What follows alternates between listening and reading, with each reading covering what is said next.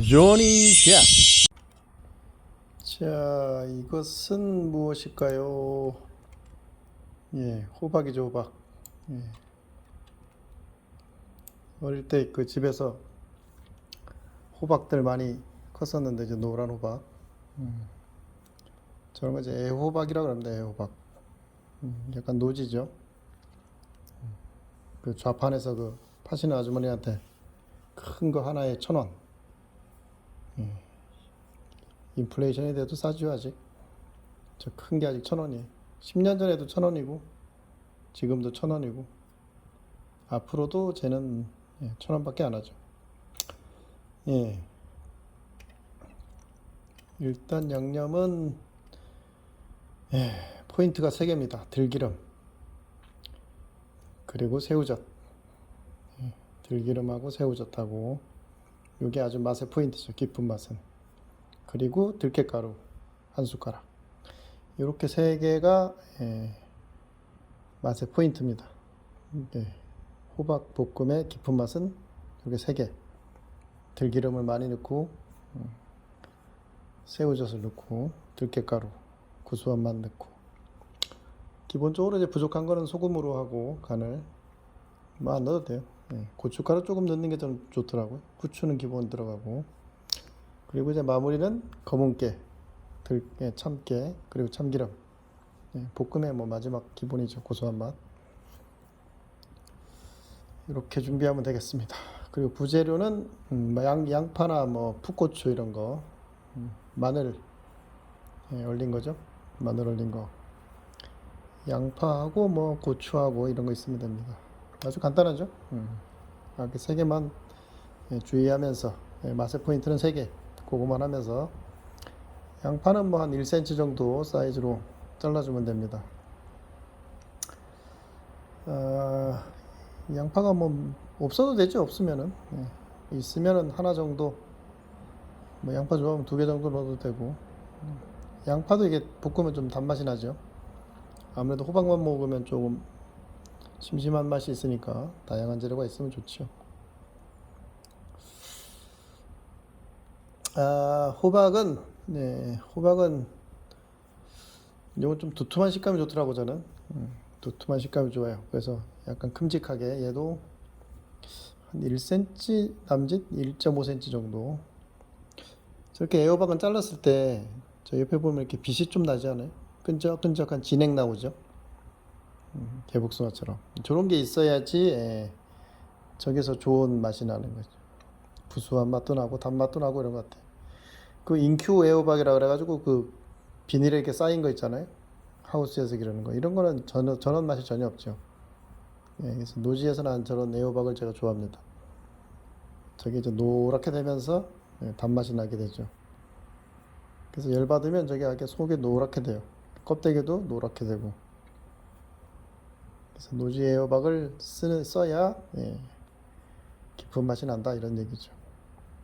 그래서 여름철에는 저걸 꼭 사 먹어요. 여름철에는 조금 크면은 저기 이제 세로를 3등분을 이렇게 나눌 수가 있고, 저렇게 하나, 저렇게 하나, 그죠?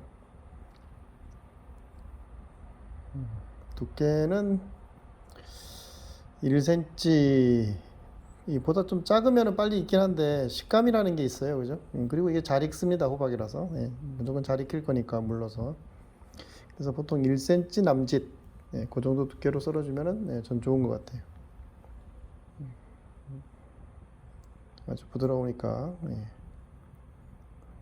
듬성듬성 큼직하게 잘라줘도 좋습니다.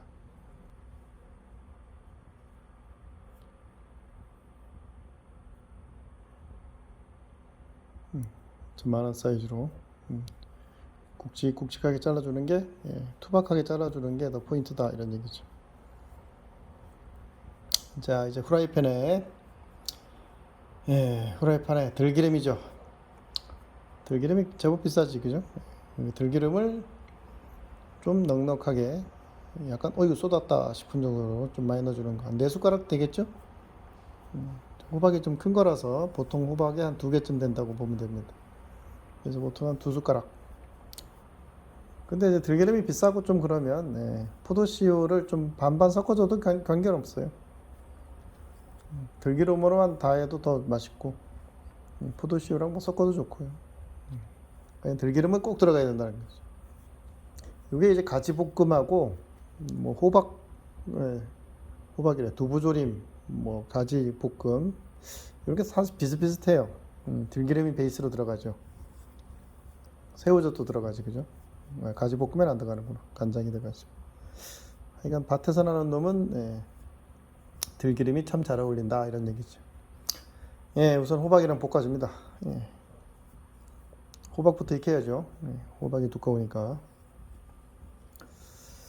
처음부터 이렇게 간을 하면은 간이 못 들어가잖아, 속으로, 그죠? 그래서 호박이나 어떤 재료를 좀 절반 정도 익혀줘야 간이 좀 치고 들어갈 수 있습니다. 벌써 뭐 열 받자마자 노랗게 되지, 그죠? 아주 달달하다는 얘기죠, 저게. 인큐에어박은 저렇게 안 돼. 볶아봐야 저기 초록색으로 있죠. 볶자마자 지금 막 노란색으로 달아오르죠.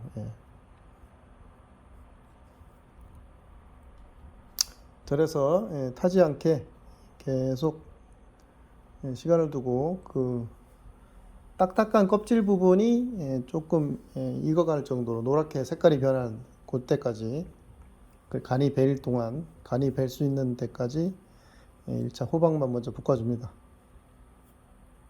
아직은 좀 허옇지, 그죠?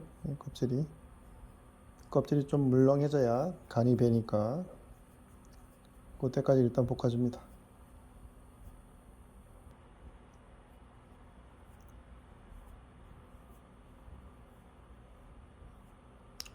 자, 이제 어느 정도 호박이 볶아졌으면 양파도 넣고 같이 볶아줘야죠. 뭐 양파나 뭐 당근이나 뭐 이런 것들 고추 있으면 같이 넣어서 볶아주시면 됩니다. 뭐 익는 순서에 따라서 볶아주는 거지, 그죠?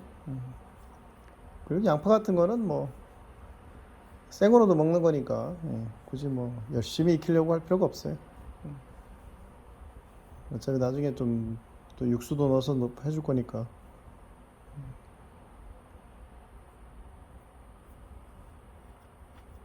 자, 어쨌든 뭐 양파는 금방 익었다고 보고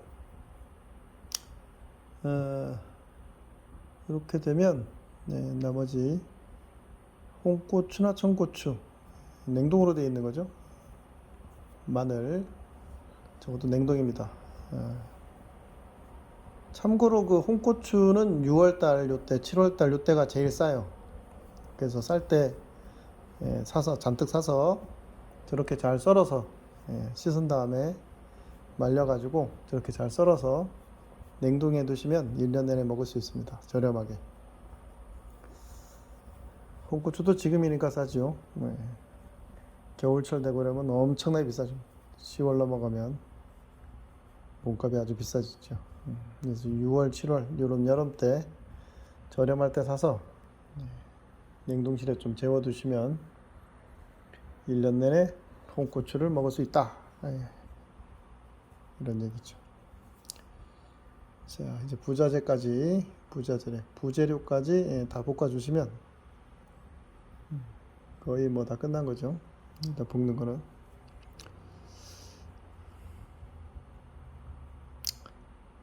양파에서 슬슬 이제 물기가 나오죠. 익어가면서 물기가 촉촉하게 좀 나오고 있습니다.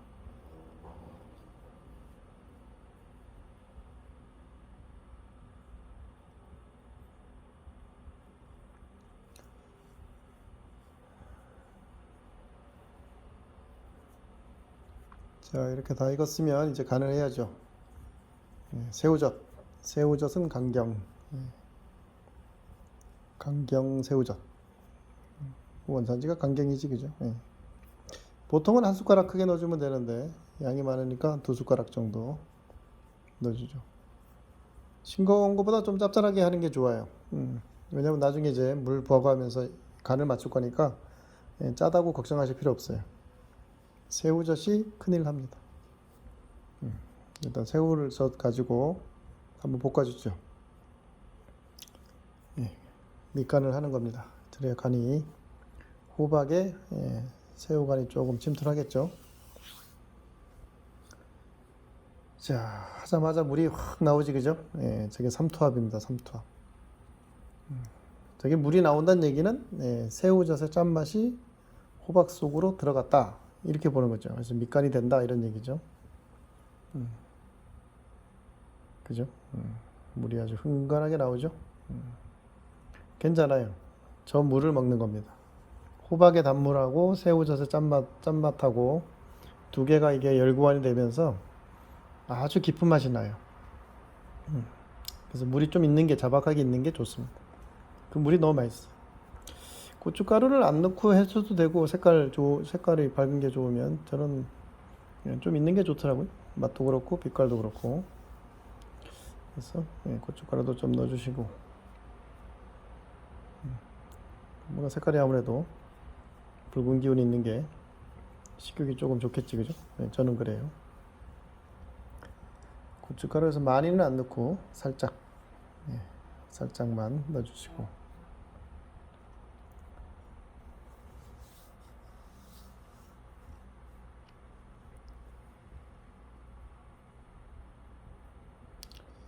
그 다음에는 맹물을 넣어도 되고, 저 이제 보리차죠.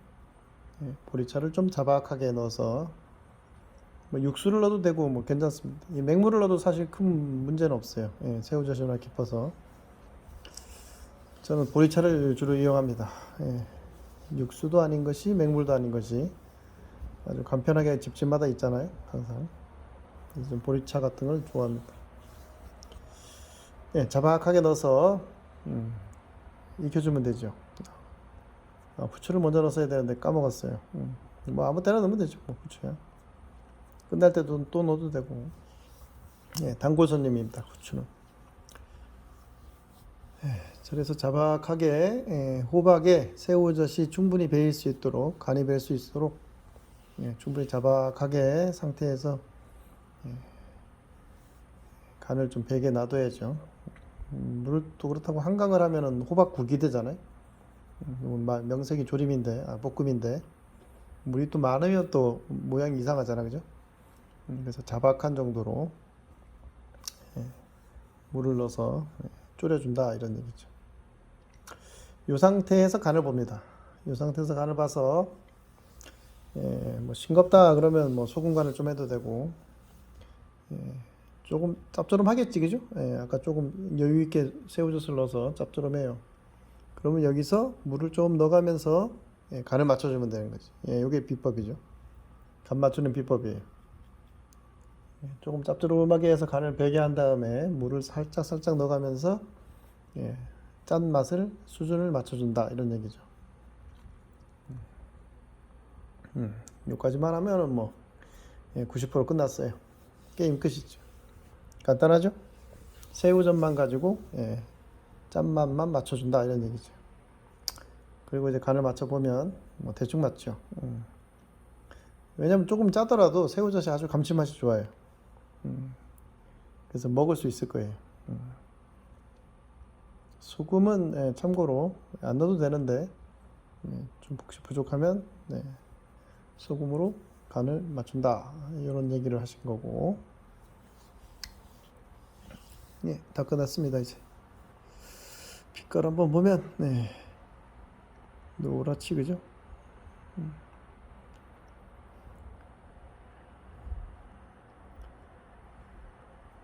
김치찌개 같은 것도 그런데, 된장찌개도 그렇고, 이거 한번 끓였다가 나중에 한번 더 데펴 먹으면 훨씬 깊은 맛이 나요.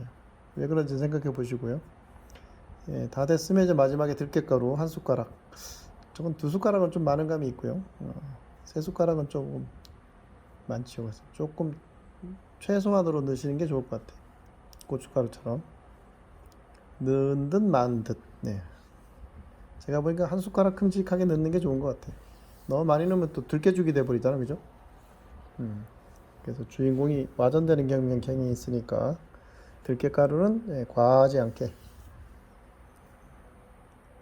그래도 맛있어요. 구수한 맛, 들기름과 들깨가루, 참깨와 참기름, 세트죠. 궁합이 잘 어울려요. 굳이 안 넣어도 되긴 한데 넣으면 좀 구수한 맛이 더 있다 이거죠. 그래서 국물이 벌써 국물만 먹어도 맛있겠지 그죠? 헤비한 느낌의 국물이 있어요. 호박의 단물하고 새우젓의 짭조름한 맛, 들깨의 구수함, 그리고 좀 이따가 참깨 참기름을 넣는 거죠. 고소함까지. 예. 뭐 국물이 맛이 없을 수가 없겠지 그죠? 참깨. 예. 검은 깨도 있어요. 검은 참깨. 색깔상은 뭐 밝으니까 검은 깨를 넣어도 포인트가 되겠지 그죠? 그 다음에 세트로 따라 붙는 참기름 한 숟가락. 이런 건 뭐 단골 메뉴지 그죠? 다 됐습니다. 이렇게 하면 여름철에 맛볼 수 있는 아주 깊은 애호박, 새우젓의 애호박 볶음이 완성이 됐습니다. 여기 밥 한 공기가 뚝딱이지 그죠?